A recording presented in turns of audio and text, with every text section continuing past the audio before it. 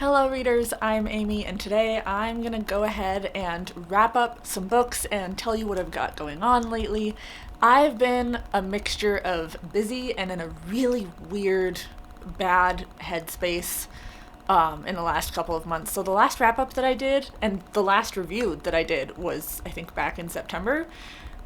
So I'm gonna go through the books that I've read really quickly. If you've been here for any amount of time, you know that, or I think you would know, that my wrap-ups I've decided to make shorter. I don't do whole monthly wrap-ups anymore because it just got really overwhelming with the number of books that I was reading. And I do not have time to go through in detail all of the books that I have read in the last two and a half months. But I am going to go through them really quickly, might go more in depth with some of my highs and lows, and just kind of let you know what's been going on.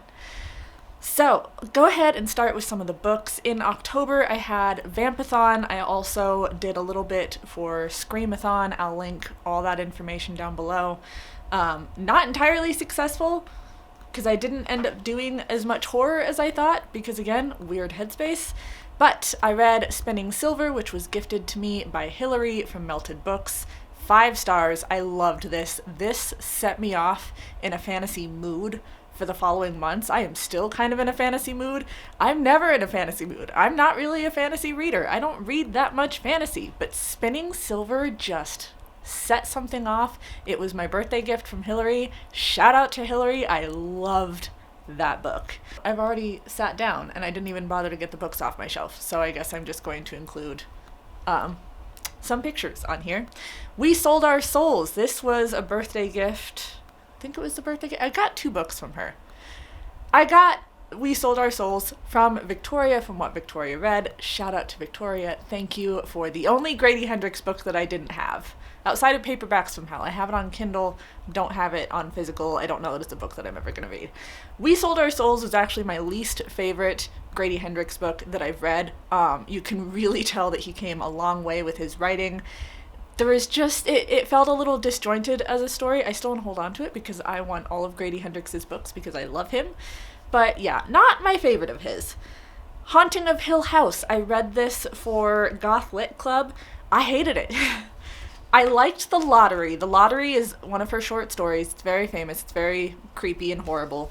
But I read We Have Always Lived in the Castle in college, and I just didn't get it. It was really slow paced. I didn't really see the point. And it was the same thing with The Haunting of Hill House, where I expected more creepiness, or I expected it to be more recurring. I'm finding it to be a trend where I don't think I'm into haunted house books. I like the idea of a haunted house book. I can't really do a haunted house movie. Those freak me out way too much. But in thinking about a book, I'm like, oh, a haunted house. That sounds really interesting.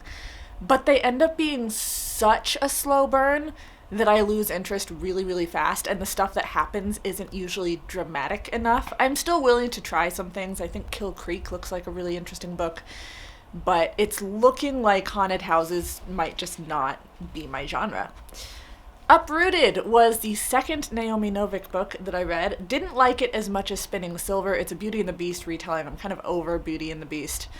But I think the female character in it was pretty awesome. I like how the relationship ended up turning out. For someone who doesn't really read much romance, that was a satisfying ending for me. Bunnicula, I borrowed this from Demi from the Weird Collection. She is my bestest friend in real life. This was cute. This is like a middle grade book, and you have a dog and cat debating over whether or not this bunny is a vampire, and I loved it. Highly recommend reading it if you want something short and simple and funny and a little bit horror, but not really.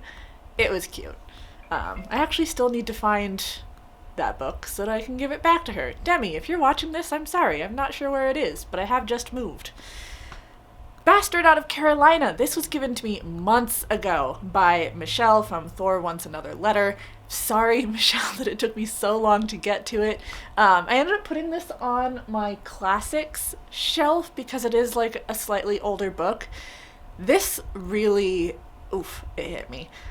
You have this girl who's got this abusive stepfather. Her family is pretty great and supportive, but, people kind of get tied into those things. They might feel like they don't have a way out. So it was rough. I really enjoyed it, but it also reminded me a lot of the families that I've worked with through case management, through working at a mental health facility. It was just a lot. I kind of saw that ending coming. I was really disappointed in that ending, but I saw it coming, and it is unfortunately very realistic in the situations that I have seen. If you're looking for a book that discusses sexual assault, that discusses family abuse, this would be a good one to dive into. It just really, it gives you an idea of the mental picture of the whole thing. The Gilda Stories, I talked about this a little bit in my unhaul. It just wasn't for me. Like, it was well written, but I was expecting a book rather than a series of novellas, so it just didn't really come together for me. Alright, if anything looks different just now, it's because apparently when you move, you forget that all of your camera batteries have died. So, moving on. On that note, let's take a quick break between October and November and talk about some life things. I'm not going to go into too much detail here, but if you've watched my unhaul, I talked about starting I Am Legend and how it just kind of set something off in me. It's talking about this guy who's like completely alone in this house. He's the last regular human in the world, and he's got this huge list of things that he has to take care of every single day in order to keep surviving, and some days it seems like too much, or the list is never ending, and it just, besides hating the book or the story for many other reasons, it also just reminded me so much of things that I was feeling, and not that it's the reason for the mood that I was in, but it just kind of set it off. Like, that was the one last thing that I needed to just crash. So wasn't feeling too hot in October, still wasn't feeling too hot in November, and I am actually currently on leave from my job. My boss is amazing. She is so sweet. I shout out to all of the booktubers who have been talking to me in the last month, who have lent an ear to me. You're amazing. Victoria in particular, thank you for being just phenomenal. Being in America and working overnights, I figured Victoria was like the only booktuber I could think of who might be awake in the middle of the night, or at least she was the one that clicked in my mind, and she was always willing to talk and helped talk me into communicating more with my boss about what I was going through. And my plan was to quit work in January, which I know COVID's not exactly the time to be quitting, and the fact that I should have a job should make me grateful. But it's so much more complicated than that. And my boss understood that, and she's like, I get it. You should have called me if you were having a panic attack in the middle of a shift. Call me next time. I will come replace you. And we talked about it, and I'm on leave for a couple of weeks. I am in therapy right now. I've been talking to my doctor about some med changes. So if you're dealing with things, do not feel like you're alone. I've also been dealing with these feelings of I don't deserve to be depressed, because I just moved into a bigger house. This is an extremely privileged living situation because of the place that my husband and I work and the specific conditions under which my husband works. We are amazingly privileged to have the house that we do. We both have jobs. Our families are doing really well. So it's been really good. And I feel like I don't deserve to be depressed, but that's not how depression works. And you don't deserve to be depressed because depression sucks and no one deserves that. But don't ever think that just because life is good, you have no reason to be depressed, because depression goes by its own rules. So, anyways, I was not in the mood for filming, as you can imagine. I had pre-filmed enough that I was able to get some videos up to kind of keep my channel somewhat alive. I am doing a lot of filming while I'm on leave so that I can have some more consistent videos. I am still planning on leaving my job in January. Got to have a financial conversation with my husband, and I think we should be okay for a couple of months. I'm hoping to use that time to work on building up some graphic design things and work on being freelance, and that is terrifying to me because I won't have a regular income and I have to rely completely on my own energies. But also I've been loving my classes for my graphic design and media arts bachelor's. I cannot express to you how happy it makes me to just create vector designs all day. And it's scary going out and not knowing what's going to be happening next, but I think it's going to be good for me.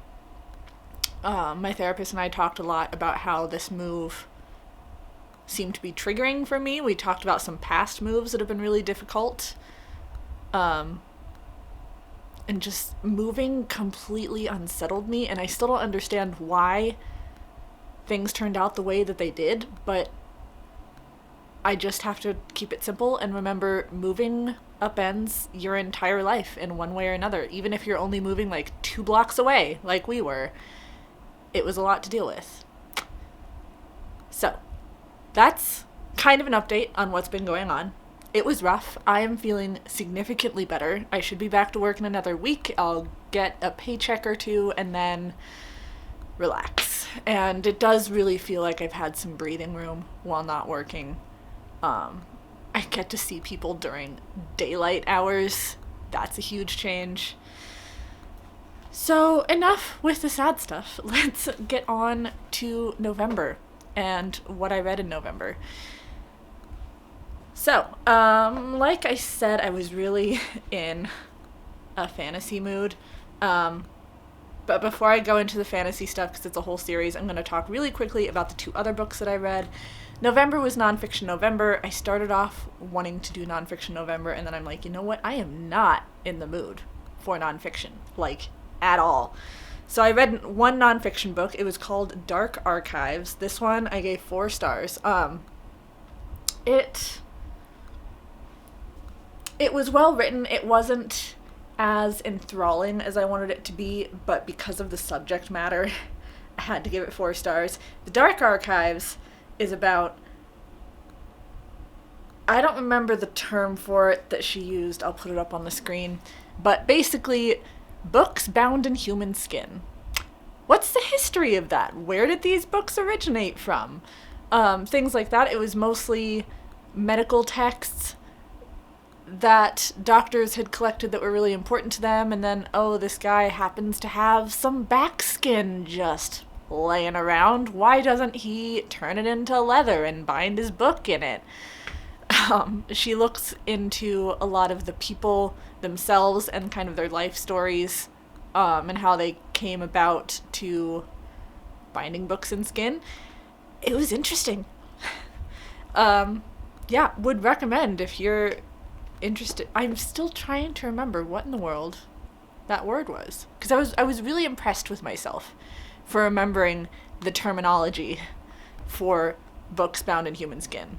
But anyways, the other non-fantasy book that I read was Night of the Mannequins. This is a book that Hillary from Melted Books read recently. I thought it sounded really interesting. It was interesting, but it wasn't polished. Like, it felt more like a debut writing, which it might well have been. I don't know.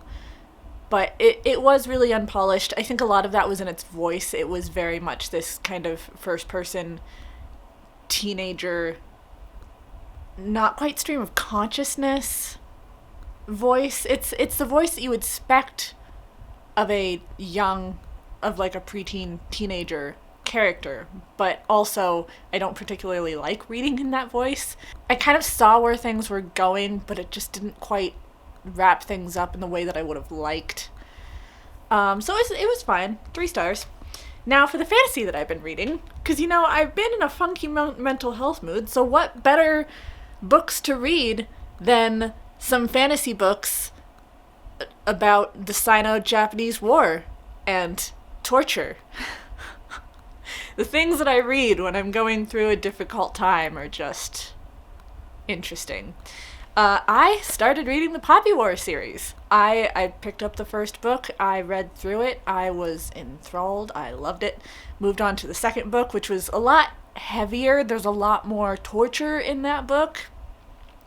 And I'm currently about halfway through book 3, and I'm liking it. It's dark, for sure. It's not typically something that I think I would like, because it is very military-based. I would consider it a historical military fantasy, and the military stuff I'm just not interested in. But the story of our main character, and the way the magic system is kind of working, and the fact that we have a main character who screws up, who has to pay the consequences of her actions, who isn't automatically the best at everything, that is not a character that I get to read about very often, I feel like, and I'm really liking it. Definitely don't read it if you are triggered by pretty much anything. There is burning of people, there is self-harm. I'm not sure if there's actually any eating disorders in it. I don't think so. There's lots of torture of people of all ages, from babies to grandparents. So if you're not into torture, or even if you are into torture, just be aware of what you're reading. And I feel like I'm missing some books here. Mainly 2. I don't know when I read the first book, so I'll mention it here, but I read the second book recently too. Amy Myers, who does not like romance in her books, was convinced by Victoria, of what Victoria read, to pick up a romance book. I have now read Get a Clue. No, not Get a Clue. Take a Hint. Get a Life, Chloe Brown, and Take a Hint, Danny Brown. And they were great. And very erotic. But very good. Loving the diversity, loving the conversation on anxiety and chronic illness. And it just, they were both great. I think I liked Chloe Brown a little bit more. I think I just liked her character more than her sister Danny Brown. There's, I think, supposed to be a 3rd book coming out eventually, but Talia Hibbert is amazing and talented. And if you're not into romance whatsoever, I might still recommend picking these up. They've got a diversity to them, and they've got a storyline to them that I am personally not used to expecting from romance, but also be aware that I am not a romance reader. So, yeah. I'm going to go ahead and call it here. I've been talking for a little bit, and I got some artwork to go do. So please, like, subscribe, be my friend on social media, because I always need more friends. And I will see all of you in my next video. Bye, friends.